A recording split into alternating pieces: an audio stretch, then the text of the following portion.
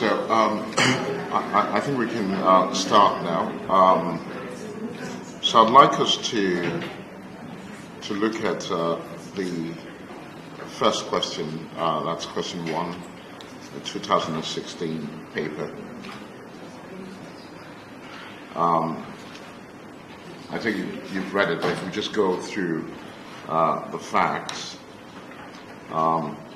it tells us, I hope you can see, okay, it says that Global Systems PLC is a UK registered company with a premium listing of its equity shares on the main market, the London Stock Exchange. So obviously we know that it's incorporated in the UK, so company law, the Companies Act will apply to it, as well as the Code on Corporate Governance because of the premium listing.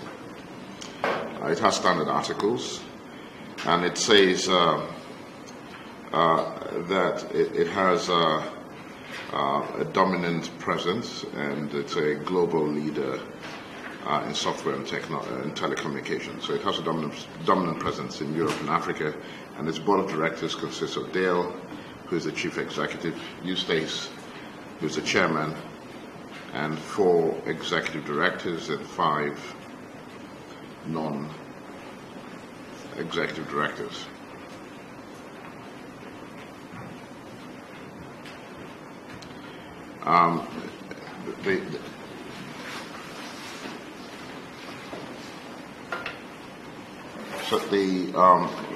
It then goes on to tell us that the non-executive directors on its audit management committee all have distinguished backgrounds.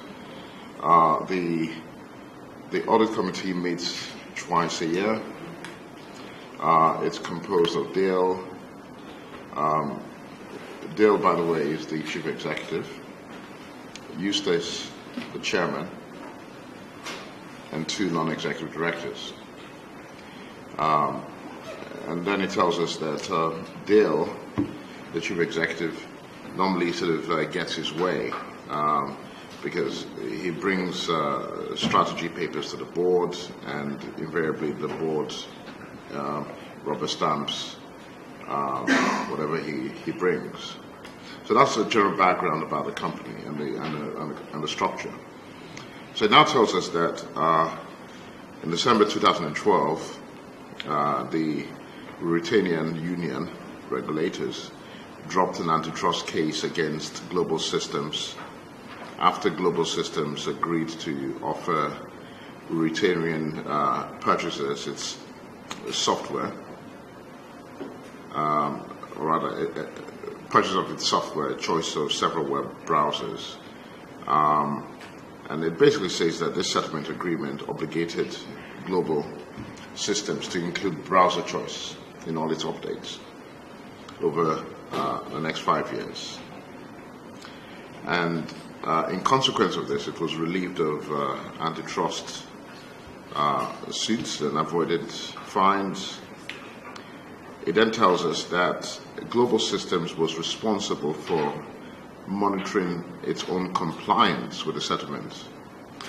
Right? So it has entered into the settlement agreement, and it has a duty to monitor its own compliance. However, there did not appear to be any kind of internal mechanism by which the compliance was to be monitored.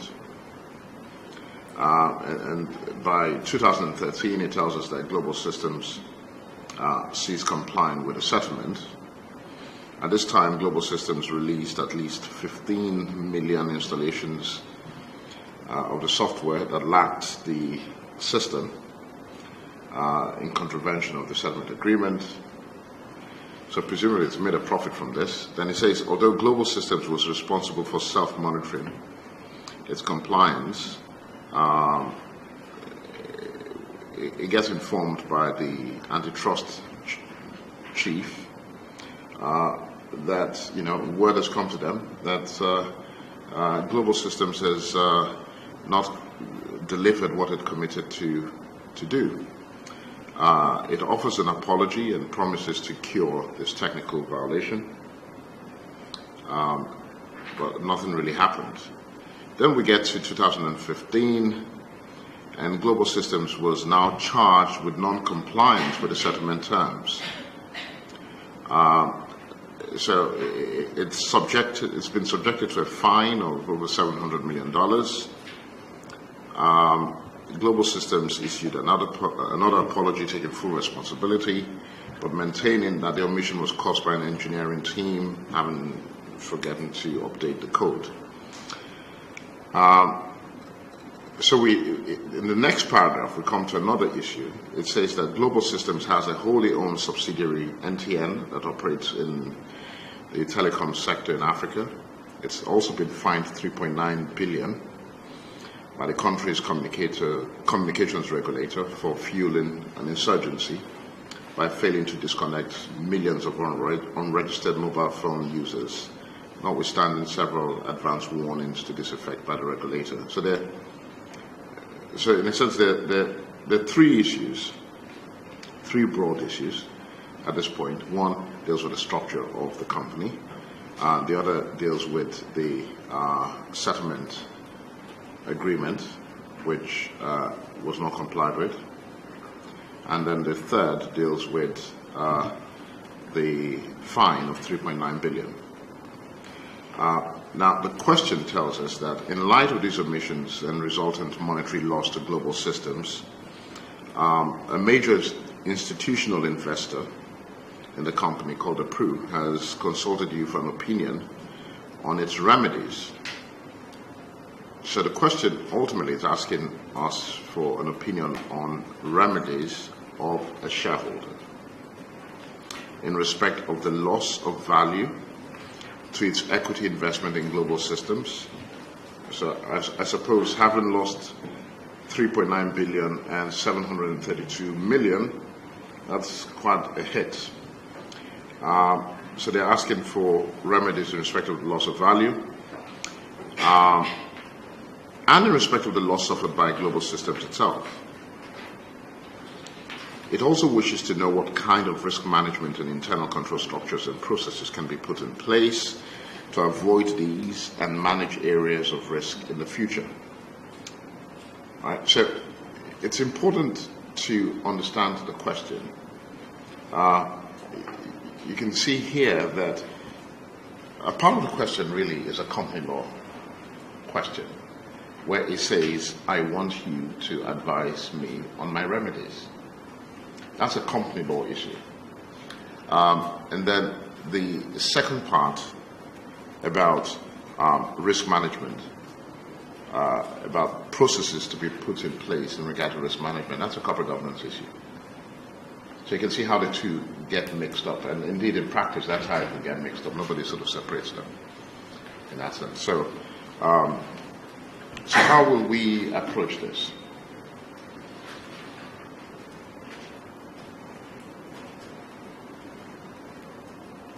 How will you approach this?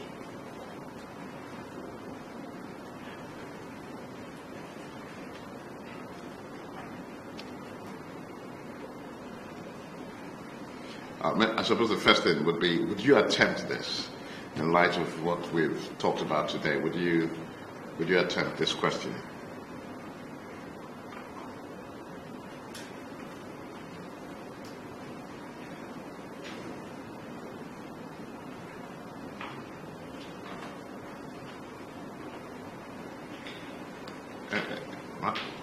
Would you? Yeah, please, thank you. Of course, investors can think of bringing a derivative action. So let me in institutional investors will seek a change of the management by voting system. Yeah. They can consider. Yeah.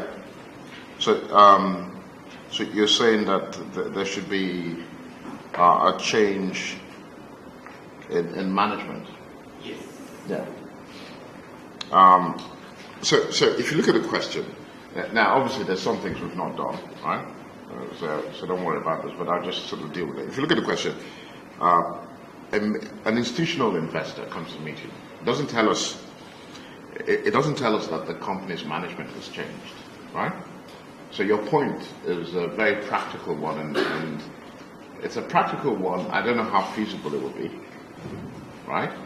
I know that we talked about risk activism, some in the States especially, and a bit in the UK. Some activist investors have tried to change the boards, right, because of things like this. So so they're not doing a takeover, they're not doing anything like that. They're simply activist investors, and they're basically saying, we are interested in corporate governance and we want to change the board, right? And in fact, if you remember, during our class, we talked about risk activism, where they take issues like this, right, in different ways. In the example we did, we looked at Muddy Waters. That's not a change to the board. That's about shorting the company. They shorted the company so that the share price will go down, right, following a DOJ investigation, and they cash out. So your point is a very good one, although practically it may not be that easy, right, to do. So if we proceed, it says, in the light of these omissions and loss, this shareholder has consulted you for an opinion on its remedies in respect of loss of value to its equity investments and the loss suffered by Global Systems itself. Now, these are two different things. And this raises the question, as we'll deal with later, the question of reflective loss. They're basically, they want to have their cake and eat it at the same time. They're basically saying, we want to recover for a diminution in the value of our shares. Our share prices, fallen, right? Because they say, the investor is saying that I want an opinion on my remedies in respect of the loss to my equity investment in Global Systems. So they're basically saying that presumably before these fines, our share price was high. After the 3.9 and the 700 and whatever fine, our share price dipped. And our portfolio has suffered a loss, suffered a diminution. Therefore, I want to recover. Now, as a company lawyer, the answer to that must be no, right? Because your loss is a reflection of the loss of the company, right? So that's the starting point. It's going to be impossible for you to recover.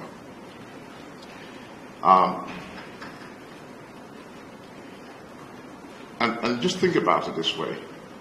The directors, if you're going to sue the directors do not owe you a duty. They owe the company a duty. Remember when we talked about the duties of directors? We started with the statement by Justice Frankfurter, where he says to say that a man is a fiduciary is the beginning of analysis. To whom is he a fiduciary? Now I'm expanding this question, right? To whom does he owe the duties? He doesn't owe the duties to the Pru. He owes the duties, right, to Global Systems. So if you owe the duties to Global Systems, the company, and not to a shareholder called the Pru, then the shareholder will not be able to sue for a breach of any of the director's duties, right? And if you cannot sue for a breach of any of the director's duties because no duty was owed to you, then you don't get to the point of remedies, right? You don't get to the point of remedies. Remember we talked about remedies the last time, right? And the law basically says for remedies you go back to the common law. So the common law basically says, who do you owe the duty to, right? So that would be the answer. I mean, I cut the chase when I said you can't get reflective loss, right? That was just me cutting the chase, right? So we would be saying to the Pru that you cannot. Now, interestingly, there was a case where something similar happened, and the name of the shareholder was the Pru. Right? It's called Prudential and Newman. Right? Prudential and Newman, famous company law case. probably the first case ever where I came across the term corporate governance. So before this case, so this is a case that was decided, I think, in 1981. And so nobody had ever talked about corporate governance, at least as best as I can remember. And what had happened was that Prudential, which was an insurance company, institutional investor, had invested in Newman, the company, and then it alleged that the affairs of Newman had been misconducted by the directors. It then it sought to bring an action against the directors to make the directors liable. And the court said, you have no standing. No duty is owed to you. The duty of the directors is owed to the company, not to you. And they continued. And at one stage, the lawyer for the company said, yes, we know the directors may have done wrong, but please do not kill the company with kindness. Right? In other words, they're telling Prudential, there are reasons why we don't want to sue our directors. Maybe we don't have money. Maybe the directors are poor. Don't kill the company with kindness. Right? And at one stage, the Pru argued that what they were simply doing was trying to uphold good corporate governance. That was where I had the term for the first time. Good corporate governance. And the court said no. Right? The court said no. And the reason why the court said no was for doctrinal reasons, right? Remember, separate legal personality means that the company has its own rights, its own properties, and if the company suffers a diminution in its assets, then the proper claimant is the company, not any other person. It's simply separate legal personality, right? That's what this is about. It's separate legal personality. When you understand separate legal personality, you will respect it and you will not give the rights of the company to a shareholder, even a shareholder who may be as meritorious as the Pru, right? So that's the first point. So I would then say to the Pru that, but since you've asked me to advise in respect of the loss suffered by global systems itself, then I can give an opinion on that.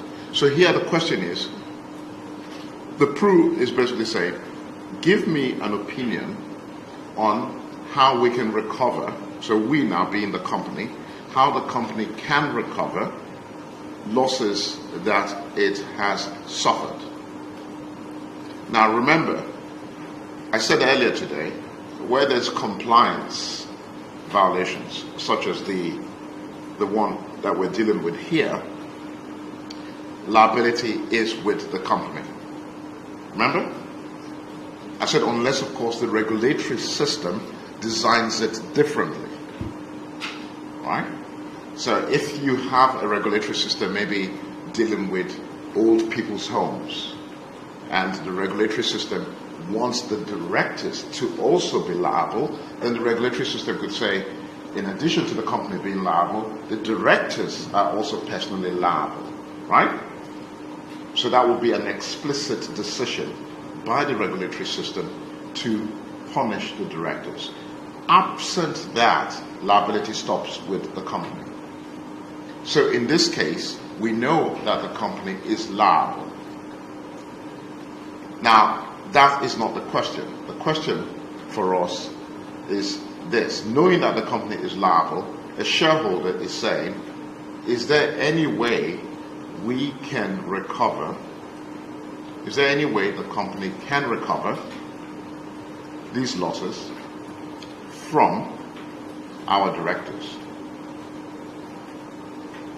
Right? Because these directors have cost us loss, isn't it? It's either they have cost us to suffer a loss or they've cost us to incur a liability. In this case, they have cost us to suffer two losses. The fine and in fact, the two fines. So now that we are clear that we've incurred these losses, I suppose the question then is, are we so clear that the directors should be liable? Right? Are we so clear that the directors should be liable? On what basis should we attribute liability to the directors? That's really the question. So, what do you think? If we take, let's take the second one. The fine of 3.9 billion. How can we be sure that the directors have caused this loss?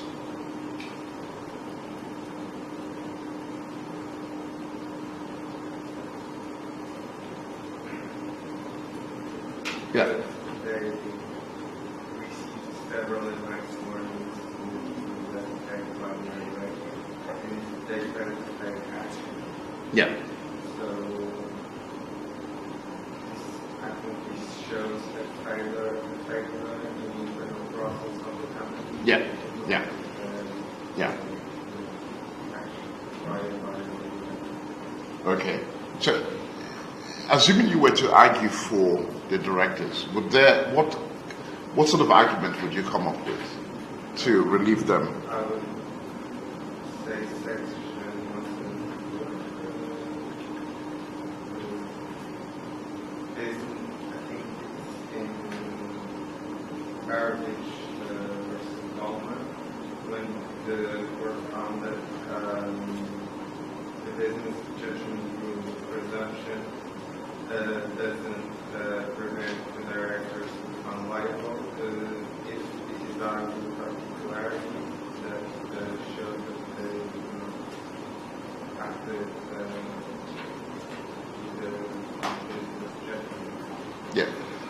But was there any business judgment here? Remember now, you're supposed to, Yes. in my example, Yes, this was the difference. sorry? This was, I think this is the difference. Yes. Can you hear me when I talk? Yeah. If I knew, I'd have commanded everybody to be here, but it's too late now. But even I'm struggling to hear you, but I think it's the acoustics in the room. So you're basically, initially you were saying that that you think the directors will be liable because there were many warnings by the regulator to the company, right? Then I then said, but what if you were to argue for the directors? What would your argument be? I thought initially that you were saying, in response to this, that the business judgment rule will protect them. I then said, where is the business judgment here? Right? This is not, this is a simple instruction. There's no business judgment. Where is the business judgment here? Can you hear? Okay. So what do you have to say?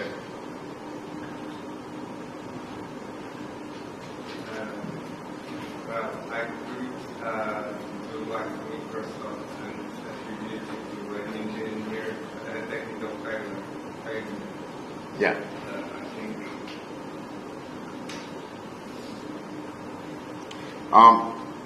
So, I suppose if this would be the way I would proceed if I were arguing for the directors. It doesn't look too good that the regulator did send several advance warnings to this effect. There will be a question as to whether, what do they mean by advance warnings? Did they tell them that you will suffer this fine? Right? Was it very clear? Was the legal regime that clear? Interestingly, this has happened with a multinational. This example I'm giving actually happened, and I remember the U.S. Former Attorney General of the United States, Eric Holder, was brought in to advise the relevant company. The company actually is a company called MTN. It's a South African company. So we changed the word to NTN and all that. So it was a real issue. So there will be issues of, how clear was the regulatory system? Because if the regulatory system was clear and the penalty was clear, then that makes the board much more likely to be liable, right? Because you would have had a system, you should have had a system of risk assessment to say, if we don't do this, this will be the penalty. And I think if you know that there could be a fine of 3.9 billion, then this surely could affect your going concern status. This is not a small risk. This is a principal risk. And not just a principal risk, this is a principal risk that can affect your going concern status. And that's a different, in other words, this is an existential problem, right? So that would be the starting point.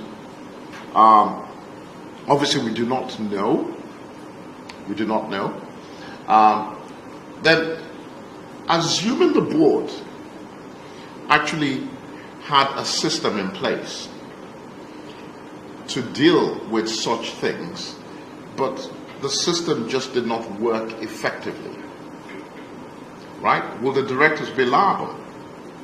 So assuming the board, let me concretize it this way, assuming the board had a risk management committee in place, and the board gave a mandate to the risk management committee to pay particular attention to regulatory risk, right? And the committee then, did its job, but somehow let the ball drop. Does it follow? And let's imagine this committee is a management committee, so not at the board. It's below the board, right? Remember I talked about horizontal and vertical delegation. So the question would be, A, can the board delegate that risk management function to a committee, to a management committee? That would be the first question.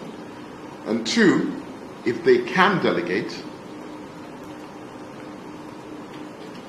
will they be liable under the circumstances? Yeah. Well, I think they could delegate it to a management committee, but that doesn't mean that by the delegation they would lose their obligation to monitor compliance. So once they establish a committee, even if they don't deal with the day-to-day management of the risk, they would have to make sure that the system works. Yeah. So, and what does it mean to make sure the system works? Well, they should request reports from the committee or call, I don't know if outside experts would be an option at this point if they are only managing risk. Yeah. And they should gather the information Yeah. to make an informed decision. Yeah.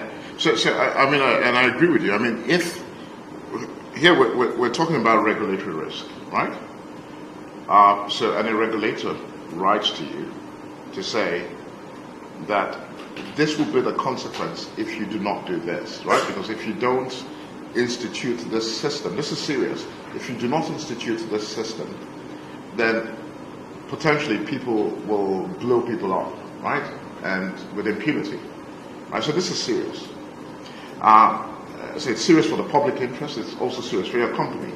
And if the regulator is able to identify a tariff, right? So they don't just plop the fine from the air, there's a tariff, and they say this is likely to be the consequence, then I would think that you would have a duty to monitor this risk, to set up a system, and to work the system, i.e.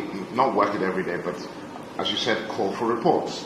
And here the question says that there were advanced warnings, so they had everything. So the question would be, why shouldn't they be liable? And there could be no problem of causation here. The Simmons box case, right, would not come in. Remember, Simmons' box raises the question of causation.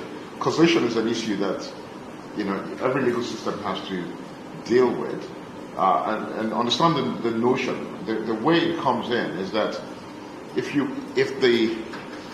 bring an action for damages for breach of the duty of care and skill under Section 174, you need to show that the action, right, the action of incompetence or whatever it may be, caused the loss. So here, there can be no doubt that there was a direct connection between what the board did not do and the loss that the company had suffered. And I would have thought that I think you mentioned the Microsoft case would apply, right? So if you look at the Microsoft case that we talked about, you know, that would apply. But remember, the caveat here would really depend on the nature of what transpired with respect to the warnings, right? Because I think that's where the devil will be in the detail. But the fact that the question does not give us enough facts, it's just something you need to bear in mind. So if you're arguing for the director, you want to sway it that way to say, well, the facts are not clear here and all that, you know. Because, and just one other point to mention, be careful not to mix up US and UK law, right? Because there's that temptation. UK law simply talks about Section 174, the duty of care and skill, and it then says that you can delegate in rebarrings. It says you should have a system of risk management. Read rebarrings, the head note, as I said. Now, US law, on the other hand, says, well, you will be liable only if A, you failed to set up a system, and B, haven't failed to, or even, sorry, A, you failed to set up a system of risk management, or B, you set one up, but you never did anything about it. Now, nobody has really looked to see whether there's equivalence between the two systems, right? In other words, nobody has said, is there equivalence between the Care Max standard, right, that's US law, Care Max standard, which was applied in Citigroup, and let's say the standard in Barings. It looks close enough, but I'm not entirely sure it is exactly the same thing. If I were to bet, I would say US law is more liberal. The reason why I would say US law is more liberal, or rather US law is more, it's easier to escape liability in US law, is because under the Care Max standard, there is what they call a scienter requirement. You need to prove that the directors, for the directors to be liable, you need to prove that they acted with scienter, that is with intent, with ill intent. Right? You know that. So in other words, you're saying that the directors set up a risk management system, but with the wrong intent, refused to monitor it. Now that simply means no director is going to be liable, because how are you going to prove that the directors had an evil, wicked, malicious intent not to monitor the system? You get it? And that's why in a lot of cases in the US they always get away. Whereas, in the UK, we don't go into center. We simply say, have you breached your duty of care and skill under Section 174? And that's an easier analysis. Right? Okay. So I just thought to mention that because sometimes I notice that, people run with the US position and almost state it as if it's English law. It isn't English law. It's similar, but not exactly the same. Okay. Does anybody have any questions about that bit? That leg I just talked about. Yeah. The board we talked about is product substitutory or the parent company. Yes. So, very good point. Yeah. Now, so here it's saying The reason for this is also to get you to understand separate legal personality and the relationship between between companies in a group. So if you look here, it says Global Systems has a wholly owned subsidiary that operates in the telecoms sector, and NTN has been fined the sum of blah blah blah, right? So when we talk about liability here, the question is, whose liability? The liability of the directors of the parent company or the directors of the subsidiary company? Or do they have a group structure? Right? Now, the question here does not tell us about the directors, so we cannot assume that it's the same characters. The question doesn't say anything about that. Right? So because the question doesn't say anything about that, what we need to do is respect the separate legal personalities of the respective companies. Right? You've got to respect the separate legal personalities of the respective companies. So in this case, the wholly owned subsidiary, NTN, is obviously a different company from the parent company. So the question would then be, if the shareholder, the shareholder himself will not be able to get anything, right? Because the shareholder, no duty is owed to the shareholder.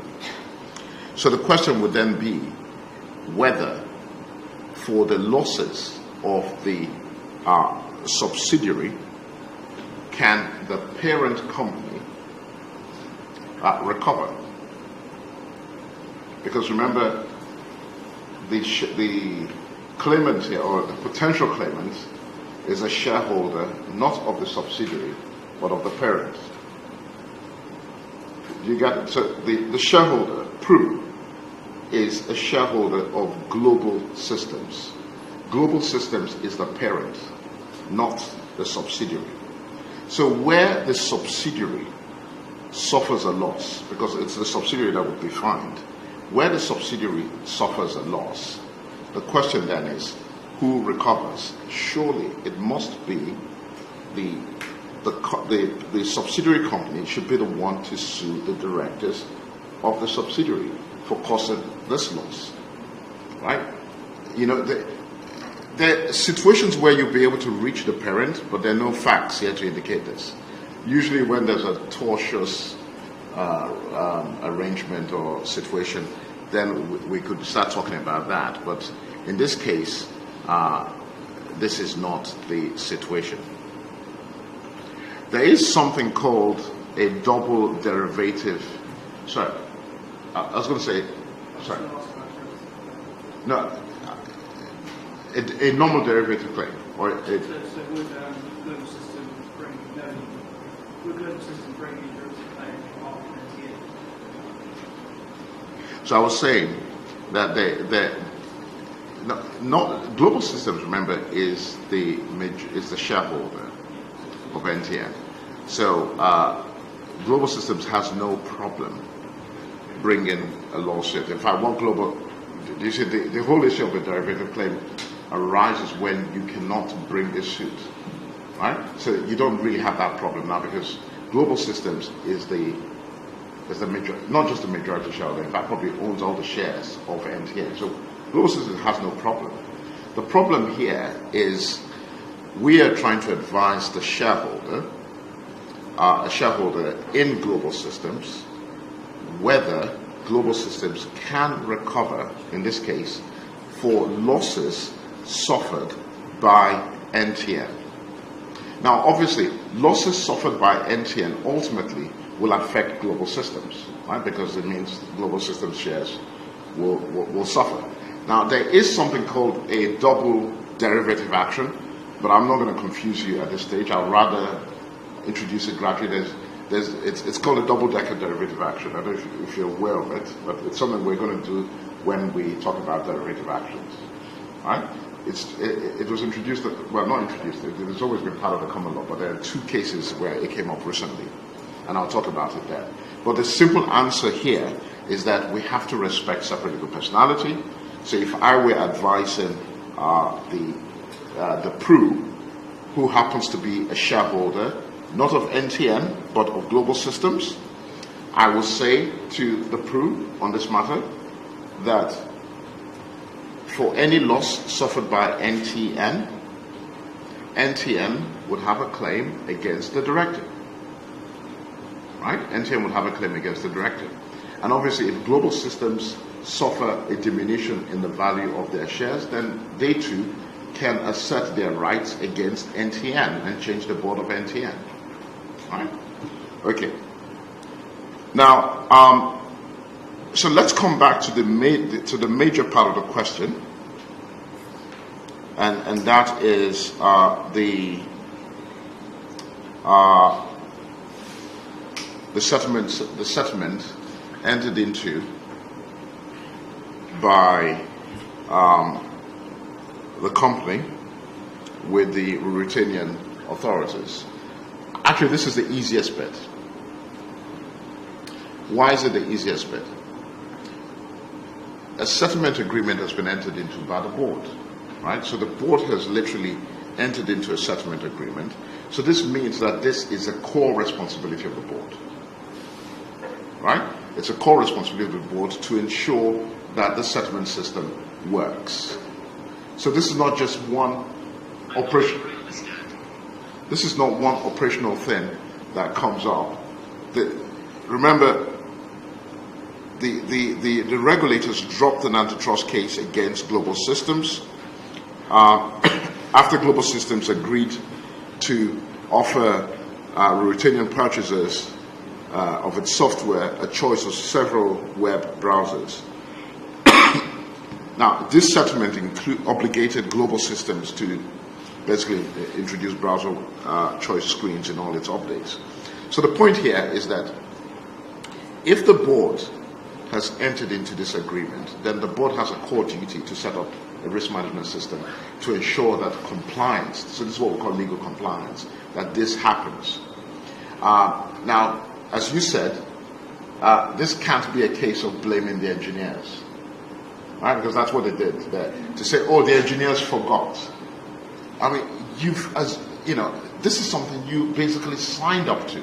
So you should be the one calling for reports. Have you done this? Right? So this cannot be a case of saying the engineers forgot. Right? That's why I said this is the easiest. Okay? And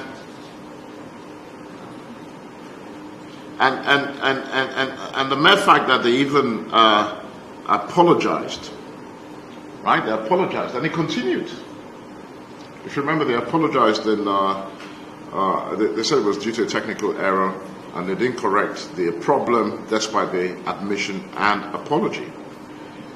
So it was in January 2015, they were charged with continued non-compliance with the settlement terms. So I think that's why I said this is pretty easy to deal with. So clearly, the directors will be liable. The directors will be liable, no argument about this. So they will be liable under English law, they'll be liable under the American law. There's just no way. Now, it's even possible. Do you think it's possible to say that they're not just liable for a breach of Section 174, but they're liable for a breach of Section 172?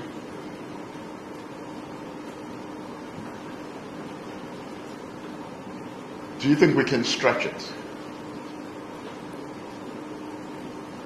To say, because 174 is about, your duty of care.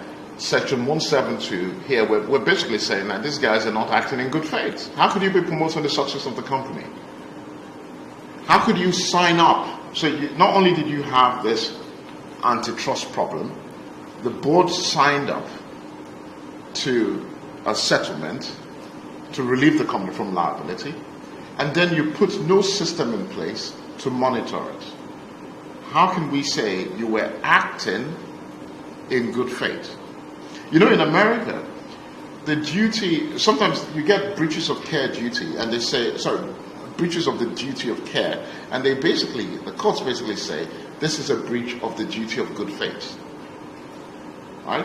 You get some of those cases where they sort of mix them together. Now, they mix them together, I think, partly for this reason. But they also mix them partly due to the indemnification provisions in Delaware law, which I'm not going to go into, but there's certain indemnification provisions which have caused them to mix it. But the point I'm making is that whereas in English law we're very careful about the separation between Section 172, the duty of good faith, and Section 174, I said to you this morning that sometimes a breach of 174 becomes so bad that it begins to look like bad faith. And my question is, does this look like bad faith to you? Or maybe that's too high. Let me change it. Does this look like people promoting the success of the company? Are they promoting the success of the company this way? Right. So if they're not promoting the success of the company, why are you reluctant to throw 172 at them?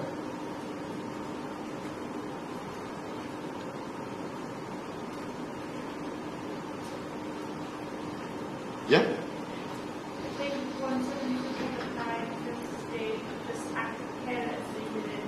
They knew that it's something which gonna impact the company in a negative way, but they still didn't take any action to stop it. So, do you say 172 will apply? Yes. Okay. So in your case then, carelessness will be... Well, maybe it wasn't a strong word enough. They knew that they're breaching their duties. They knew that there's no way that it's going to be not affecting the success of the company. And in this knowledge, they still kept going this way. So there's no way that they were thinking that they are promoting their success yeah. by doing so, and that's a subjective test. So Yeah, but try to imagine it this way. Let's imagine by not putting browser choice, they actually made more money. Much more money than the 732 million. Will you not say that they were promoting the success of the company? well, but They discounted the how fund. much money did they lose in the consequence of doing so? So I think we would have to compare how much money more did they make and. I know. But so I'm saying, imagine a hypothetical situation where, yes, you suffer a fine, but the gain you make from violation outweighs whatever financial losses you suffer. Then I think it is okay because Yeah, so that means, do you see, the reason I brought that in is that we can't sort of answer this question in isolation. You have to look at what they've done, right? So because I think, I kind of touched this early in the morning when I said,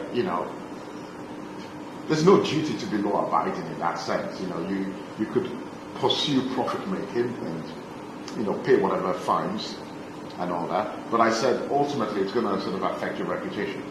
And if you think about the long-term interest of the company, which by the way, it takes us back to Section 172 again, then you may not want to do that. But I hear you that sometimes, and again, there was a point I made in class earlier, that the more egregious a violation of 174 looks like, the more it appears that you're not really promoting the success of the company, right?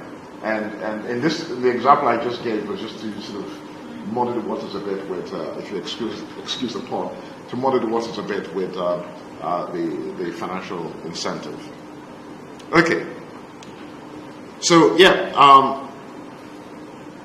so that then obviously the other point here is it also wishes to know what kind of risk management and internal control structures and processes can be put in place to avoid these and manage areas of risk in the future.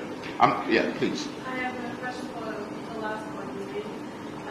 Would you say there's kind of a legal judgment rule that the board can decide whether it follows or let the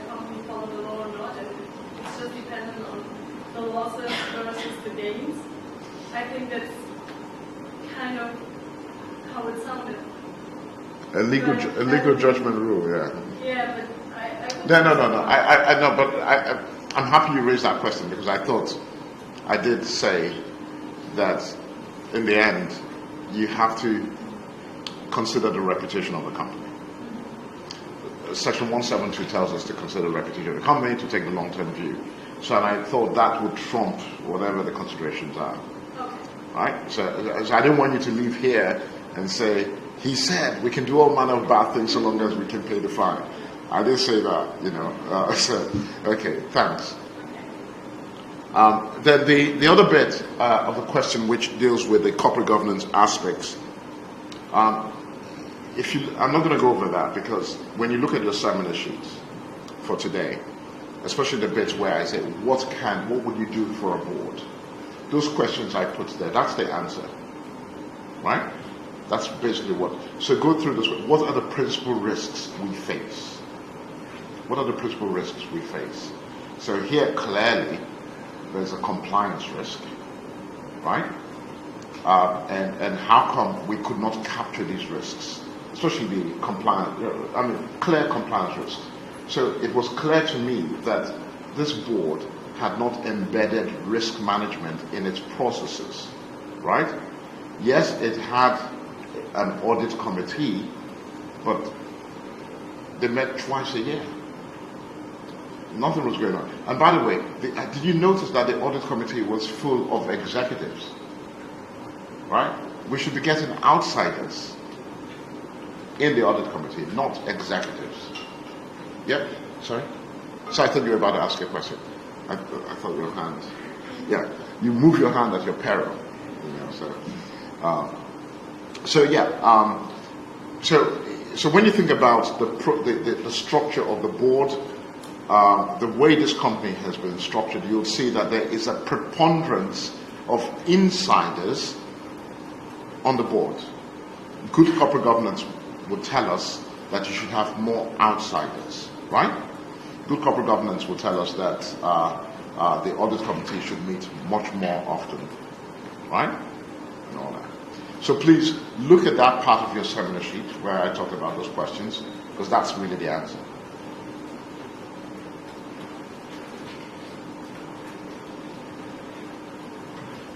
Now, let's look at this question. Citigap is an investment bank with a premium listing. It earned a reputation for aggressive proprietary trading. Its board consists of Dale, as the chief executive, Eustace, and 4 executive directors, 5 non-executive directors. It has a risk management committee and an audit committee. That's great. And then it says the non-executive directors on its risk management committee, who all have very distinguished but non-financial backgrounds, rarely made meaningful contributions at meetings of the committee. Now, there's no law, there's no rule in the Code on Corporate Governance or anywhere that says that if you're on a risk management committee, you have to have a financial background. If you're on an audit committee, yes. But risk management, you don't need to have a financial background.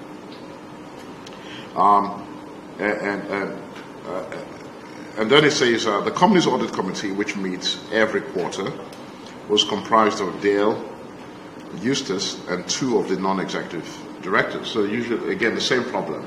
You take the audit committee should be, you know, this watchdog, as it were, not comprised of insiders but outsiders. Here we see the 2 strong insiders being a member of this committee.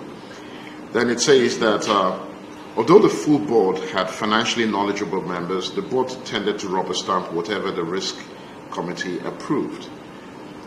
So when we think about rubber stamping, what the risk committee does, that raises 2 issues: corporate governance issues, company law issues. A company law issue means that this board is not exercising independent judgment. Remember Section 173. You should exercise independent judgment. They're behaving like robots, right? So that's a breach of Section 173. But the fact that you say it's a breach of 173 does not mean anything, because you've got to show loss. Right? So when you think about these breaches, don't think about breaches in isolation. Right? Think about the end in the end. Obviously, I'm starting from the beginning. I've not looked at the question, right, which is not the right way to do it. But I'm just trying to pick up things. I will always relate a breach to the loss that has been suffered. So if there has been a breach of a provision and I can tie it to a particular loss with causation, then it becomes legally relevant. Right? So I don't know whether this will be legally relevant from a company law perspective. When it says they tended to rubber stamp whatever the risk committee approved. But I also know that from a corporate governance perspective, this is not working. Right? It's not working from a corporate governance perspective. Then, under Dale's stewardship, the company established itself as a leading star in the subprime market. That Citigap emerged unscathed from the subprime collapse only reinforced the fate of the board, the fate the board had in Dale. So Dale is the guy with the Midas touch. Everybody thinks, he's the man of the moment, so you don't question him. And then subsequent events, however, demonstrate that this fate was misplaced, at least as far as the company's proprietary trading business was concerned. So the company is doing proprietary trading, so trading on its own account, right? It's trading on its own account. So, and I think here we define it, when you trade on your own account without using investor funds, right, that we call that proprietary trading. So what has happened? Citigap's proprietary trading in the credit default swap market turned out to be a huge disaster. Even though the business carried substantial risks, the board of Citigap did not exercise any meaningful oversight over management as regards this business. Right? So this is a very clear statement. Now, at this point, I'm thinking to myself, okay, there was no oversight, no meaningful oversight. It turned out to be a huge disaster. How? And ultimately, when we read the story of this company, can we tie the ultimate collapse of the company to what the board did not do? Notice I'm thinking about causation.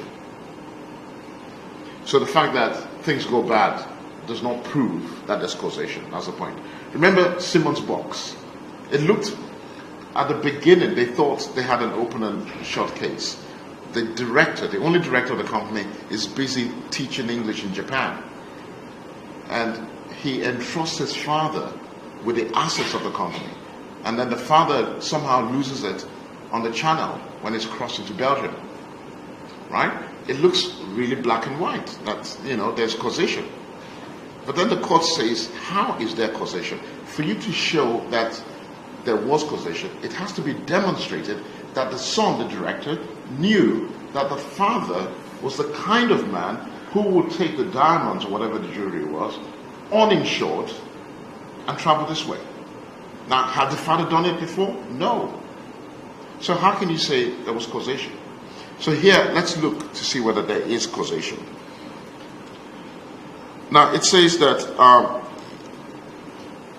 by the end of 2011, Citigap was forced to write down over 1 billion. By March 2012, its losses amounted to 1.2 billion. This ultimately resulted in the takeover of Citigap by Acquisitive Ventures. Okay, so Acquisitive Ventures has taken over Citigap. Now remember, we don't know what the story is because I've not read to the end. Dale left Citigap just before its takeover by Acquisitive Ventures to join a competitor, Goldsack. An internal review of Citigap concluded that the board of Citigap did not exercise any meaningful oversight over management as regards risk, and that this failure resulted in the board being blind to obvious red flags which should have alerted it to the company's risk exposure. Now, the review also revealed that Citigap, sorry, let me just stop here. Let's just look at the bottom and see what the question is saying, so Citigap seeks your advice on the legal liabilities, if any. Okay, it's asking for legal liabilities, right? So let's just go back and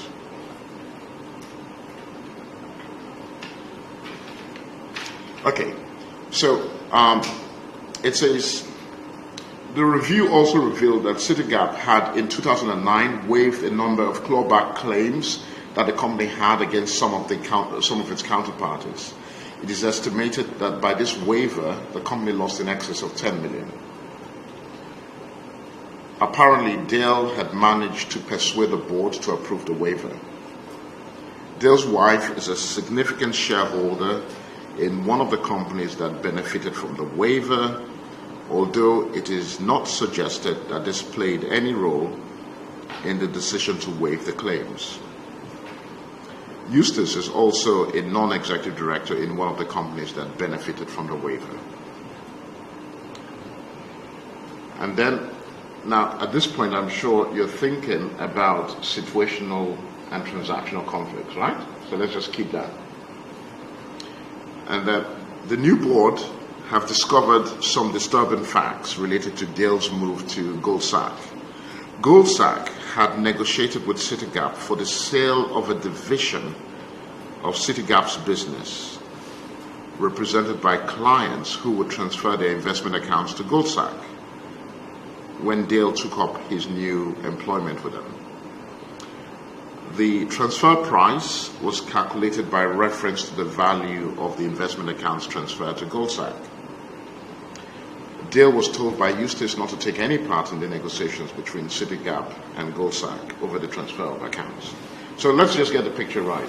Dale is in Citigap, and Citigap basically sells a division to Goldsack, right?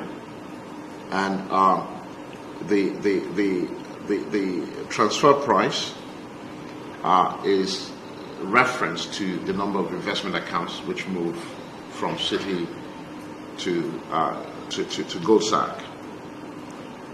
Now, later on, he then negotiates, because it says, however, in his own negotiations with Goldsack over the terms of his new employment with them, Dale accepted consideration in the form of shares in Goldsack. So Dale leaves Citi, joins Goldsack, and receives shares in Goldsack. And so he accepts consideration in the form of shares, the number of which was likewise to be calculated by reference to the value of the investment accounts transferred to Goldsack. So basically, smart guy, he's saying, you take, let's say, 20 investment accounts from Citi, right? And you pay Citi X amount, right? Because we've got these 20 investment accounts.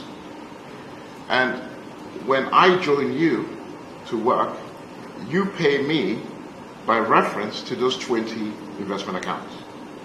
Right? Now, and it says that Dale did not inform Citigap that he would be receiving consideration shares referenced as such.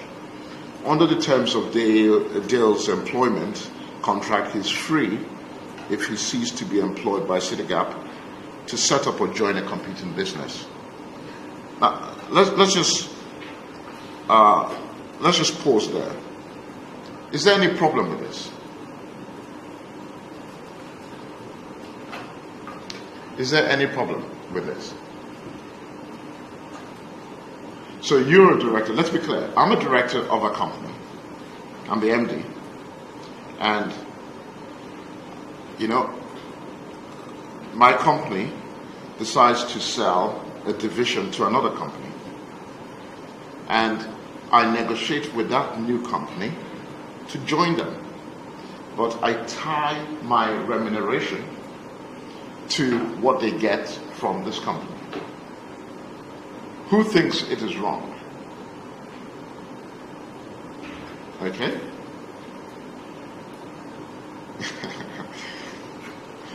Why do you think it's wrong?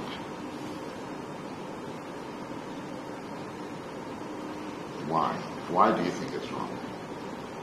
Yeah. It's a conflict of interest because he also has personal interest in transferring that comes to the other bank. So But I can't see the conflict. Maybe morally I'm on a different plane to you. Yeah. But it's quite clear that if he would not get anything from it, then the price will go up because they don't want to pay that. They will pay less for the accounts they both because they have to pay him after he joins their company. No, well, So they wouldn't no. pay. Let's again. Let's take it step by step. So it says Goldsack had negotiated with Citigap for the sale of a division of Citigap's business, represented by the clients who would transfer their investment business to Goldsack. Right? Okay. Now, Dale had nothing to do with this negotiation. We agreed. So that fact number one, Dale had nothing to do with this negotiation. Fact number two, Dale, in his contract of employment, is free to negotiate with anyone. Right? Is that? Right? So it says, under the terms of Dale's employment contract, he's free if he ceased to be employed by Citigap to set up or join a competing business. He's free to do this. That's fact number two. Fact number three, he did not interfere in this negotiation. Right? Because remember when the negotiation was occurring, Dale was told by Eustace not to take any part in the negotiations between Citigap and Goldsack over the transfer of the accounts. He did not take part. He was told by the boss not to. Fact number four. But why? Because the boss knew that he wants to change his job? Why? Like, for me, it's a really weird situation when I have a director and I say to him, usually you do everything, but No. you won't take part. No. We know he wants to join them, right? He's free to join them, right?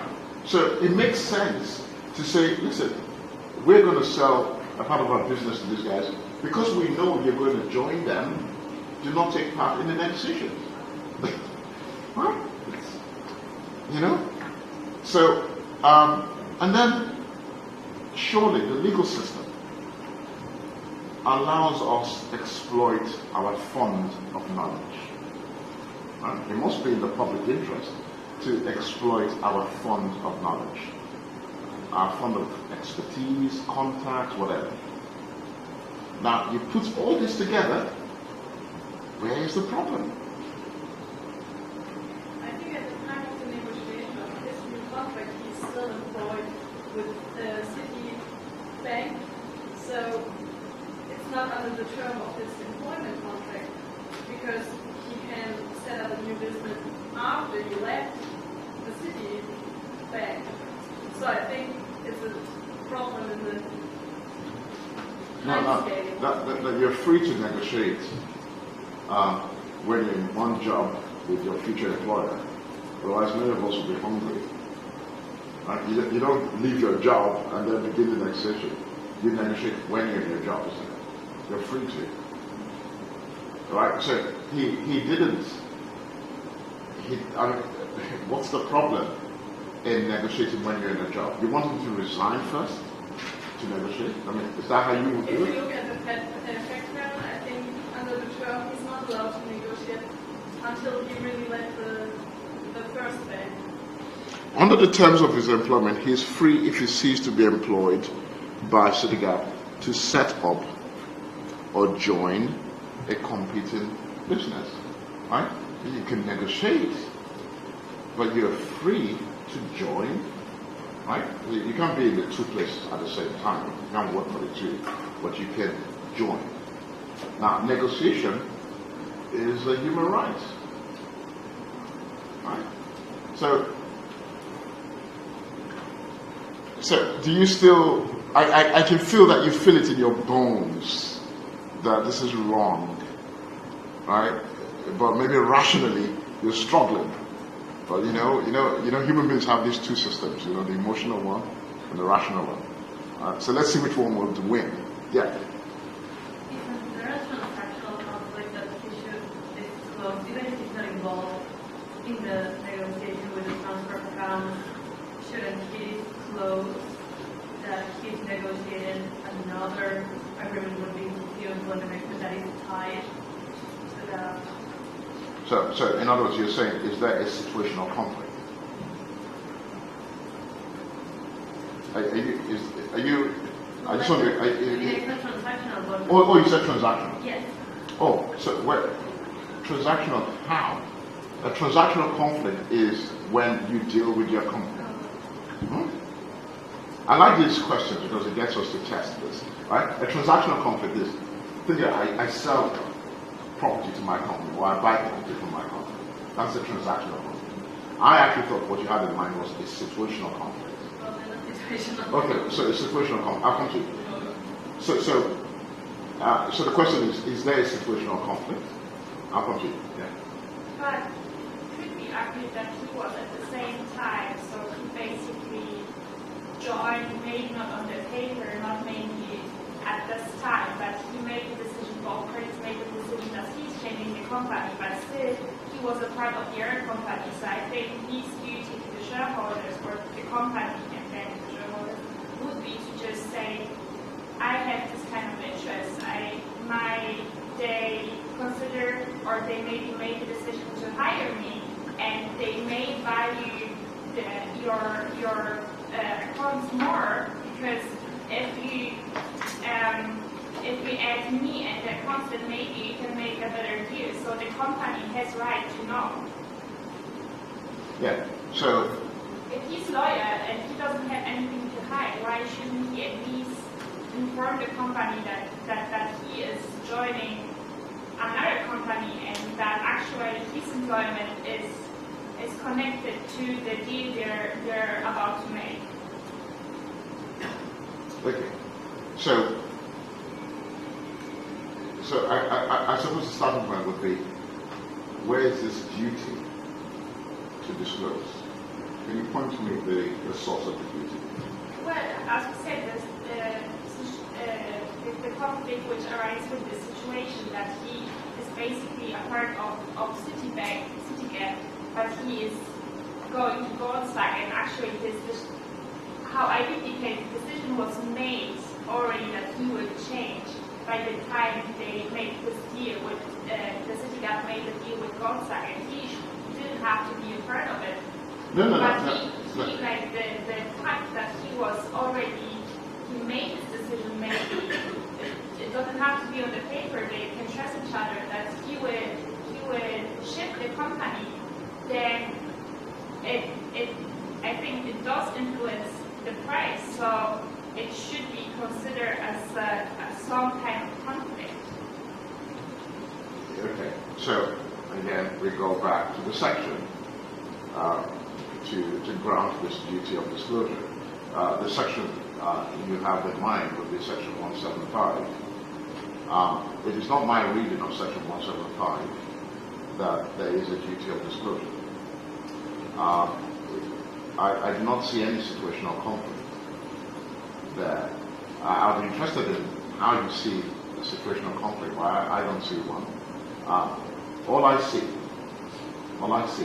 is what we see every day. People aspire for better things in life. That's what we see. The guy wants a new job, right? And he is free unless his contract to get a new job. Now, in some industries, like advertising, your clients go with you, right? Your clients, in some industries, your clients go with you. So take advertising. When people leave, the clients move with them. So we all know that if I'm the guy, if I'm the creative director, the guy who makes things happen, these clients will walk with me, right? So when the people who are buying So the people are buying a division of clients, and then they come to me and say, we want you to join us. Now, I'm free to join. Now, there is no duty to disclose anything unless there's a contract requiring me to disclose, or if there is a situational conflict. There's no situational conflict when I decide that I want to go there. Now, if you then pay me with cowrie shells, with cash, or with shares, that is a matter of detail. That's a matter of detail. The only reason why it is exercising you is because you're hearing shares. If they were paying this guy with cash, it would be like any other thing.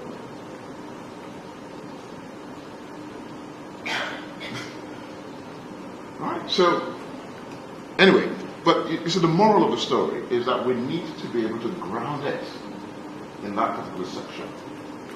Right? And so, okay. And then let's, Citigap's board has also discovered that following Dale's resignation, he made clear to staff at Citigap that there would be jobs for them with him, whereupon most of the key staff left Citigap to join him in Goldsack. This resulted in the loss of significant business as its principal clients became clients of of Goldsack. Is there any, what do you think there? Yeah, in this case, it wouldn't be a conflict because he made clear to the staff that there would be jobs, and that results ultimately in more clients going to Goldsack would what increase his salary. So that. Well, here I may disagree. I may disagree in the sense that, so here, it's, these questions of breaches of fiduciary duty are usually fact sensitive, right? So I would say, if he is using his knowledge, right? So he knows about, so let's imagine, he knows that that some staff are working on some contracts, right? So imagine I know 3 people are working on a particular contract. And I know that if I tell those 3 people that there are jobs for them with me, they will leave and the contracts will come. Now, that's a breach of Section 175 because I am using my position, right, to take those opportunities. Do you follow? So if you look at Section 175, where it talks about the corporate opportunities, that is precisely what is happening. Right? So I am a fiduciary. The fact that I resign does not mean my fiduciary duties end. Remember? So remember we talked about this under Section 170. So I then use my knowledge of the company, of the company's contracts, its know-how, everything. And I know these 3 guys are working on a big contract. And I say to them, I target them and say to these, so I didn't just, it's not some blanket thing. I target these 3 guys and say, there will be jobs for you here. What I'm doing is I'm taking the company's opportunities, I'm taking the company's properties, if you should regard a contract as property. Right? And that would be a breach of 175. Right? In terms of a misappropriation of corporate opportunities. So so if you notice, you'll see that the distinction I draw between the 2 situations is kind of fine, right? But very clear to me. One is about one person deciding to work somewhere else. He has a right to go somewhere else, right? He has a right to go somewhere else. He has a right to negotiate the best deal possible. He never took a vow of poverty. right? So he's able to negotiate the best deal possible. He can be paid in whatever medium he chooses, right? He can work for a competitor, right? I don't see anything wrong with that. And he did not take part in anything that went on within his company. Whereas the second one is somebody taking advantage of his knowledge, and right, so it would depend on the facts and all that. Right? Yeah. I understand another way. In the last case, the deal is approved by the city gap. So, and the city gap should know the consequence that the clients will move to. Yeah. So there is no situational. Though there is a additional complex, however, it is approved by the city gap. So they will free from this. Okay. So, well, the reason I won't do it that way is because it's almost like a chicken and egg. If there is a conflict, right, and it taints it, then that approval does not then, the approval itself becomes tainted. Do you see? Because we can't sort of say that they approved it without resolving that particular question. So that's why I thought it was best to deal with the conflict question head on. Yeah. Do you have a question there? Okay. Do you get the point I'm making? So you're saying, if I understand you correctly, that, and we're talking about the first situation, right? You're saying that the board of City Gap approved the contract, right? They approved everything. And therefore, because they approved it, then there is no problem. Yeah, but if they approved it and the director, Dale, was in a conflict, assuming she was right and he was in a conflict, then it meant that they approved without him complying with 175, right? To disclose to the board, right? Because that could affect what they do. So this is why I thought it made sense to tackle Dale's position. Because if there's no conflict with Dale, then we have no problem, right? Okay.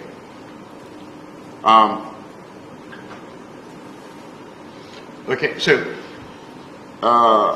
now, does anybody have any other questions?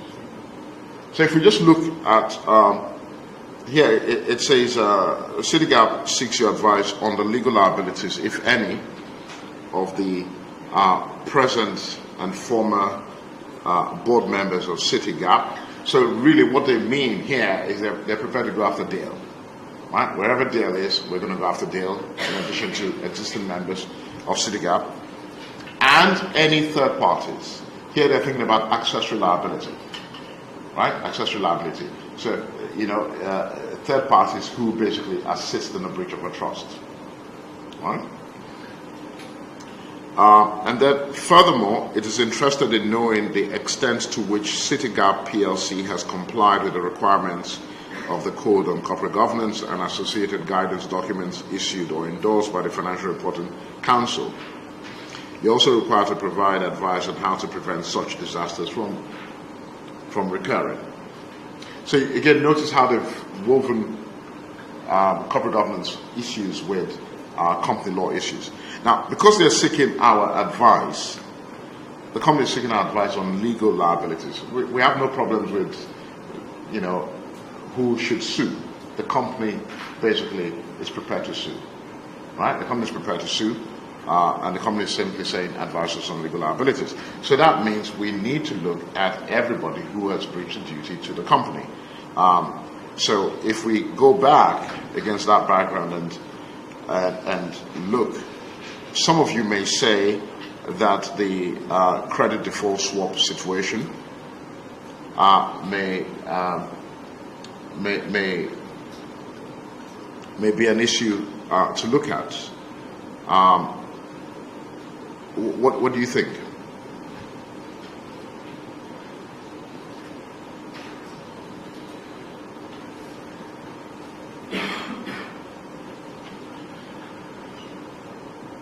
What do you think?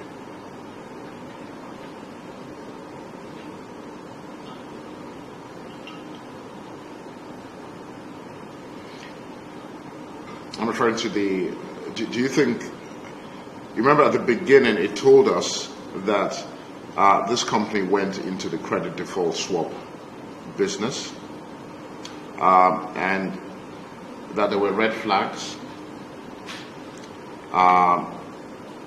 right? There were red flags. Do you think any claim can be brought for that?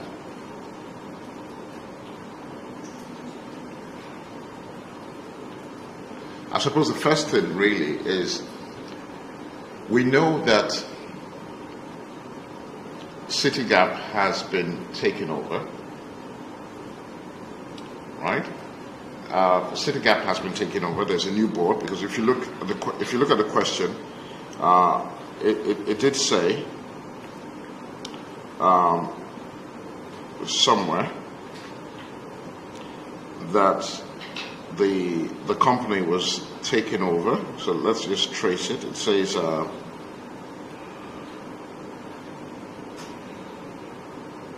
so this ultimately resulted in the takeover of Citigap by Acquisitive Ventures PLC. So Acquisitive Ventures PLC took over Citigap. Well, Citigap continued to remain, obviously, as a subsidiary of Acquisitive Ventures, and it had a new board of directors, right? So there was a new board of directors who basically commissioned this report. So it says the new board of Citigap has discovered disturbing things, right? And then it then tells us Citigap, the company, right, seeks your advice on legal liabilities. So you are there to advise the new board of Citigap of the liabilities. So the first question is, there is the question of the credit default swap losses. There is the clawback claims, right? So I'm starting with the credit default swap losses. Do you think anybody can claim? Do you think Citigap can claim against the directors for the credit default swap losses? Yeah? Yes. Fact that the business carries substantial risk, and the board has to exercise any oversight. So they didn't want the management to... Yeah. Now, the fact that they made losses, there's nothing here that tells us that they did anything wrong, right? You can go into a market and make a profit or make a loss. I mean, what are you going to recover? What did they do wrong? I mean, people entered the credit default swap market. Some got their shirts burnt. Others, just like anything. Now, okay, it's like, okay, sorry, I know I'm speaking over you, but if you don't mind. I buy Bitcoins, and we know how volatile it is. Those are the red flags, isn't it? Bitcoins, red flags. And guess what? I make money sometimes. I lose money. What's the problem? Where is my negligence here?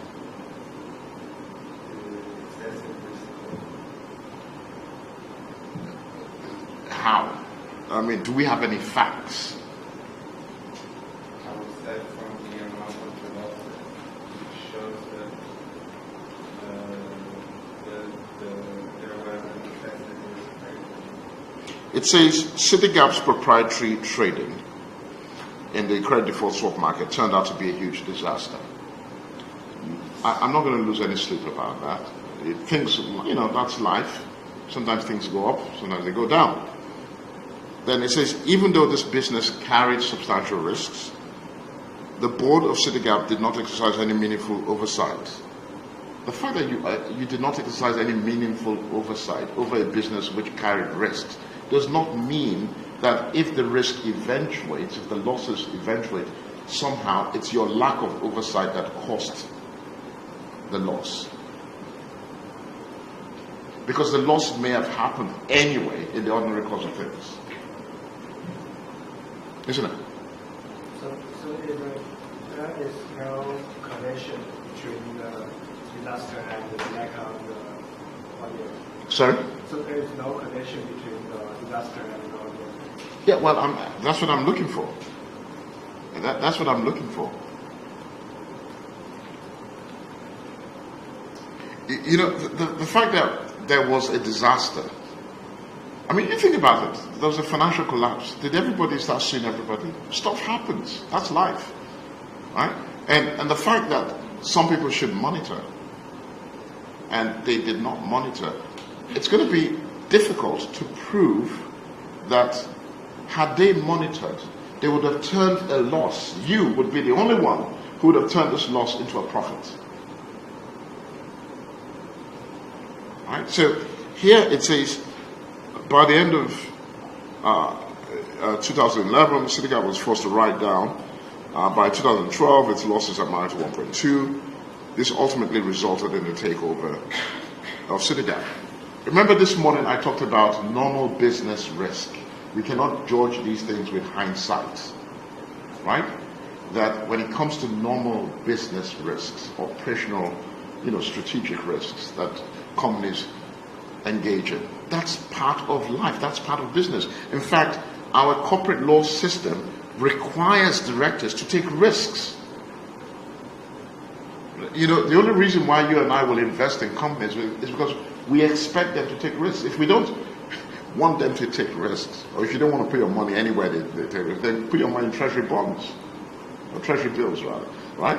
Then you get your 1 or 2% interest, right? But if you really want the upside, you basically get people to take risks. And remember when I was talking about remuneration, and I talked about the transition from cash-based systems to paper-based systems, right? Like share options and all that. I was saying that it was because they wanted to promote risk-taking. The problem was that it became suboptimal. Remember I referred to the paper by Jensen on this point. So I then said that normal risk-taking is not penalized, right? So we would have to penalize this, we would have to show that by the standards of section 174, right? 174, so the directors must have been so unreasonable, this really shouldn't have occurred. It's not so clear to me. Neither is it so clear that you can connect the lack of oversight with the loss that occurred. In the same way we could not connect the lack of oversight of the young man in Japan with the loss that occurred when the father was crossing the ferry. Right? So, now, let's look at the clawback claims.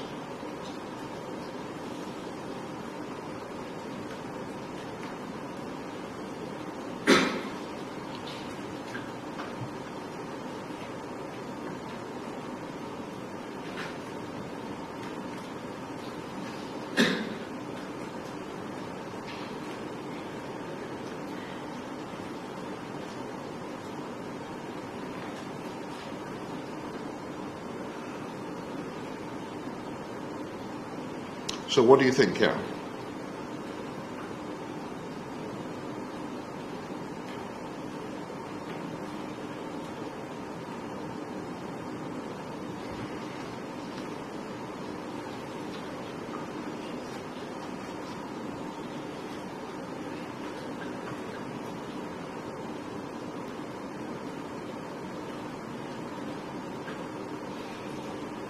What do you think? Yeah, sorry. I think there could be a situation of conflict of interest because the wild Dale is a shareholder.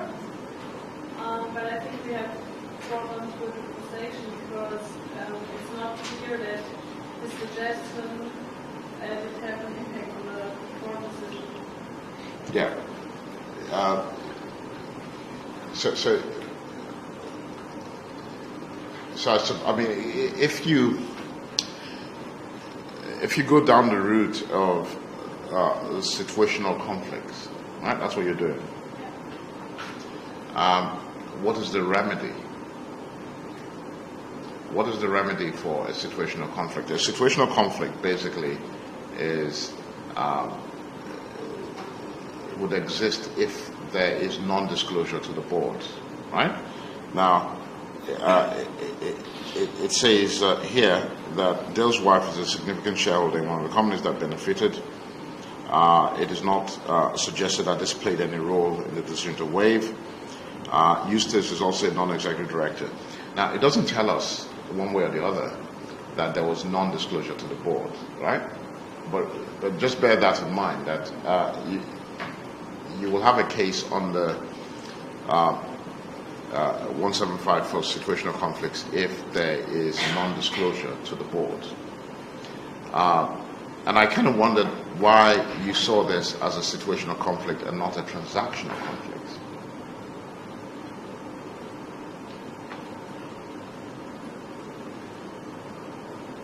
Is it possible to see this as a transactional conflict? To say that there are dealings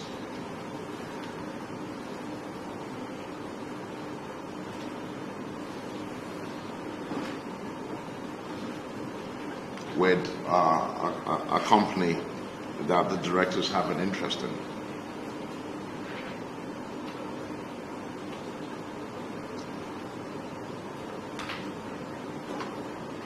You understand? You know, so I would like you to look at that closely, actually. And I'll give you a few pointers. When you look at transactional conflicts, right? So please do this. When you look at transactional conflicts, after the class, don't worry, ask yourself, at what point is it engaged? If I own some shares, 10% of the shares in a company, will it be engaged? If I own 25%, will it be engaged? At what point does it get engaged? Because here, what we have is Citigap waives clawback claims. So this would be an arrangement, right, with one of its counterparties. And it then tells us that this is worth £10 million. So in effect, it has given up £10 million.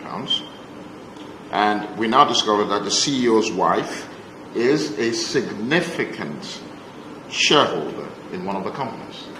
So the question is, what is significant? Right? Because if the wife, think about it, if the wife owns 30% of the shares of that company, and you waive £10 million, it's almost like giving a gift of 10 million to the company, right? And so that's not a situational conflict, that's a transactional conflict. How is that different from buying property from the company? Right? So look at that, and especially because of that bit that I mentioned. And so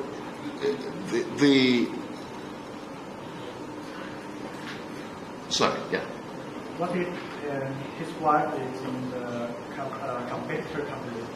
So is there situational? Yeah. So you can have a situational conflict and a transactional conflict. Sometimes some situational conflicts become transactional conflicts, right? So you start out with a situational conflict, and then later it becomes, yeah.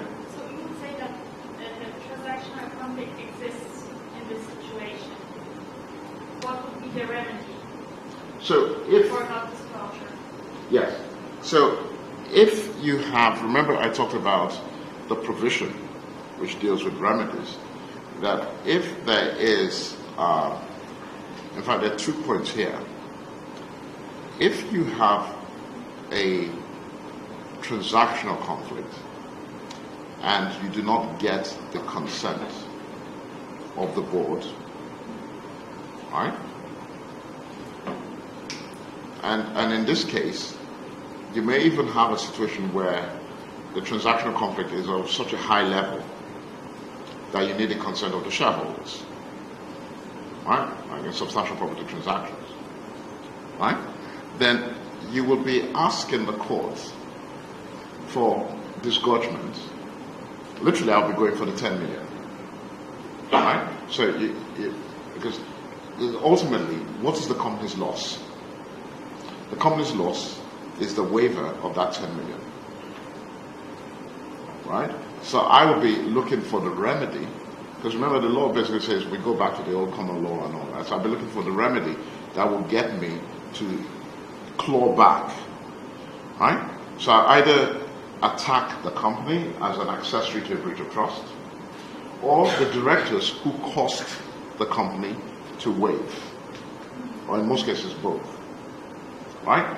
But my goal basically is the return of that 10 million. Right? So to sum up, looking at the facts, we've seen that when it came to the facts to do with the credit default swaps, we found it difficult to pin a number down to say this number was the loss caused by not just the actions of the directors, but the actions which amounted to a breach of the duty of care and scale, right? That's really what we want to get. So we're not able to find a figure that was caused, a loss that was caused by actions that amounted to a breach of the duty of care and scale, and neither could we find any kind of causation. So we had to stop. But with respect to this particular one, we have a figure, 10 million. The company has lost 10 million. And I want to get that 10 million back. Right? So that's it. And I think the key there is the word significant shareholder. Right? And we also know that maybe you're not still convinced. Maybe you're convinced. No, I'm not referring to this. I'm referring to your friend, Dale, who went to the other company and kept his money. I know I could see the vain struggle you were going through, but hopefully you would have yielded. And let the guy keep his money. Well, I do believe that it would be decided this way, but I don't think it's a right way to interpret the provision. Yeah. That's just my opinion. Your point is this: it does not pass the smell test. Yes. Yeah, it doesn't pass the smell test. If life were that simple, if life were that simple. But yes. Yeah, but even if you disclosed the information and there wasn't a transaction conflict, why would they waive the claims and lose 10 million? That would be then a breach of duty of care or other. Very good point. Very good point. And I'm happy you brought this up, which is that even if there was compliance, right? That we can still say that for the directors to approve it, they had breached their duty. And remember, I think there was something like this that came up in the lectures where, I did say, when you go to meet the directors for approval, if they give the approval wrongfully, right, that itself will be a breach of the duty of the duty of 172 or possibly 174. However, there are many business reasons why directors may waive clawback claims. We don't know. Remember, there was a case where they did waive clawback claims. That was Regent Crest. Remember, Regent Crest and Cohen. The company had clawback claims to the tune of about £5 million, thereabout, against certain people.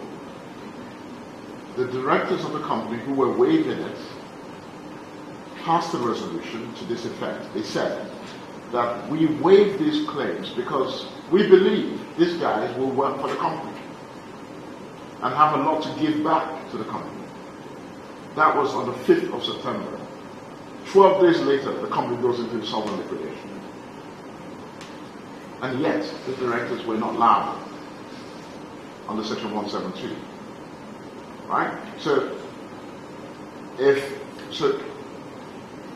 So your point is a valid one, but I would say two things. One, we do not know why they did waive, so we can't conclude that they were acting in bad faith. Two, we have authority that actually shows that this waiver was fine. But the third point is a vital one. If you attack the waiver under section 174, then that may be a better case.